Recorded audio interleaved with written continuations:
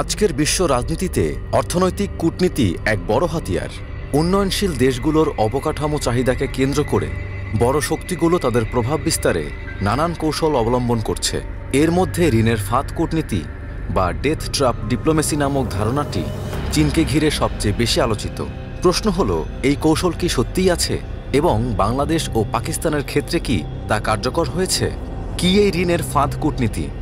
ঋণের ফাঁদ কূটনীতি বলতে বোঝানো হয়েছে এমন একটি পরিস্থিতি যেখানে কোনো ধনী দেশ, বিশেষ করে চীন, উন্নয়নশীল দেশকে বিপুল পরিমাণে ঋণ দেয় বিভিন্ন প্রকল্প বাস্তবায়নের জন্য।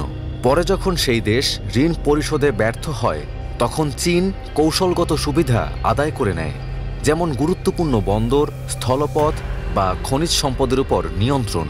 এই প্রক্রিয়ায় যে প্রকল্পগুলো বাস্তবায়ন হয় সেগুলো অনেক সময় অর্থনৈতিক টেকসই হয় না। আবার সেই প্রকল্পগুলোতে চীনা কোম্পানি ও শ্রমিক ব্যবহৃত হওয়ায় প্রকৃত অর্থ দেশীয় অর্থনীতিকে প্রভাবিত করে না। পাকিস্তান একটি বাস্তব উদাহরণ। চীনের belt and road initiative BRI এর অন্যতম অংশ হচ্ছে চীন পাকিস্তান ইকোনমি করিডর CPEC।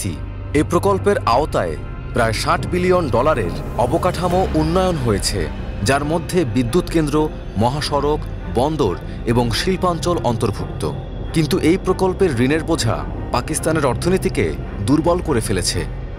বৈদেশিক মুদ্রার সংকট, মুদ্রাস্ফীতি, ঋণ পরিশোধে অক্ষমতা ও IMF এর শরণাপন্ন হওয়ার প্রবণতা, এই সবই চীনের ঋণ নির্ভরতার পরিণতি। গওদর বন্দর যেমন 40 বছরের জন্য চীনা কোম্পানির কাছে তুলে দিতে হয়েছে, তেমনিভাবে CPEC প্রকল্পে চীনের রাজনৈতিক প্রভাবও বাড়ছে। তাই অনেক বিশেষজ্ঞই মনে করেন পাকিস্তান আসলে চীনের ঋণ ফাঁদে পড়ে গেছে। এ প্রসঙ্গে শ্রীলঙ্কার কথাও উল্লেখযোগ্য। চীনের ঋণের কিস্তি শ্রীলঙ্কা পরিশোধ করতে না পারায় শ্রীলঙ্কার হাম্বানটোটো বন্দর বর্তমানে চীনের একটি রাষ্ট্রায়ত্ত কোম্পানির নিয়ন্ত্রণে রয়েছে। সেই বন্দর 99 বছরের জন্য চীনই নিয়ন্ত্রণ করবে। নিয়ন্ত্রণ শুরু হয়েছে 2017 সালে, শেষ হবে 2116 সালে। অর্থাৎ চীন এভাবে বন্ধুত্বের ছদ্মবেশে অন্য দেশের বিভিন্ন গুরুত্বপূর্ণ অংশ দখল করে নিচ্ছে। বাংলাদেশ এখনও সতর্ক অবস্থানে।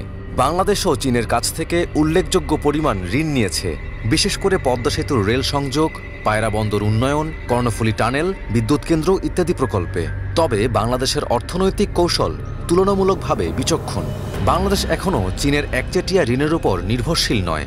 ভারতের সঙ্গে অবকাঠামোগত অংশীদারিত্ব, জাপানের JICA, বিশ্বব্যাংক ও ADB এর সঙ্গে সুদূর প্রসারী সহযোগিতা রক্ষার ফলে চীনের প্রভাব সীমিত রাখা সম্ভব হয়েছে। এছাড়া বাংলাদেশের বৈদেশিক ঋণের বড় অংশ এখনও জাপান ও পশ্চিমা দাতাদের কাছ থেকেই আসে। অবশ্য বাংলাদেশের জন্য পুরোপুরি আশ্বস্ত হওয়ার সুযোগ নেই। যদি অপরিকল্পিতভাবে চীনের ঋণ নেওয়া অব্যাহত থাকে এবং প্রকল্পগুলোর অর্থনৈতিক ভিত্তি দুর্বল হয়, তাহলে ভবিষ্যতে চীনের ঋণের ফাঁদ বাস্তব হয়ে উঠতে পারে। উপসংহার: চীনের ঋণের ফাঁদ কৌশল একটি বাস্তব কৌশল যা কিছু দেশের ক্ষেত্রে কার্যকর হয়েছে। পাকিস্তানের অভিজ্ঞতা তা স্পষ্ট করে। বাংলাদেশ এখনও সে পরিস্থিতিতে পড়েনি। তবে ভবিষ্যতে ঝুঁকি এড়াতে আরও সতর্ক ও ভারসাম্যপূর্ণ কূটনীতি প্রয়োজন। বিশ্ব রাজনীতিতে কেবল অর্থের ঘাটতি পূরণ করাই যথেষ্ট নয়। কোন উৎস থেকে কী শর্তে এবং কী পরিণতি নিয়ে অর্থ নেওয়া হচ্ছে সেদিকেও গভীর নজর দেওয়া উচিত। না হলে উন্নয়নের নামে কোনো দেশ নিজের কৌশলগত স্বার্থই হাতছাড়া করে বসতে পারে। কিন্তু এখন যেভাবে সবকিছু মেটিকুলাসলি হচ্ছে, তাতে চীন চাইবে পাকিস্তানকে যেভাবে অক্টোপাসের মতো জাপটে ধরেছে, বাংলাদেশকেও সেই পথে নিয়ে যেতে। আর সেভাবেই কি এখন সবকিছু পরিকল্পিতভাবে এগোচ্ছে?